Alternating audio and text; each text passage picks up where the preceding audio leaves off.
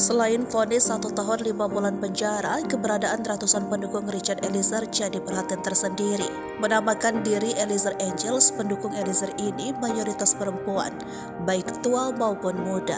Bukan hanya saat vonis, sejak Eliezer sidang perdana, para Eliezer Angels ini selalu memenuhi ruangan sidang. Ada sejumlah cerita menarik dari beberapa anggota Eliezer Angels yang tak salah disebut fans berat. Salah satunya saat ada yang mengirimkan buku cinta untuk salah satu terdakwa pembunuhan Brigadir Joshua Huta Barat tersebut. Diketahui wanita tersebut bernama Mary Jane. Dalam satu momen melalui media sosialnya, Mary Jane memberikan hadiah spesial tersebut untuk Eliezer. Hadiah tersebut ia berikan setelah memanjatkan doa karena sempat ragu untuk memberikannya. Selain itu, buku cinta yang ia berikan itu juga belajar dari pengalamannya ketika masih pelayanan di persekutuan doa. Ia menyebut hadiah tersebut diberikan berdasarkan perasaan hatinya yang mendalam. Mary Jane bahkan rela meninggalkan pekerjaannya untuk sementara waktu setiap kali Eliezer menjalani persidangan. Rupanya, bukan hanya Mary Jane yang pernah memberikan Eliezer hadiah.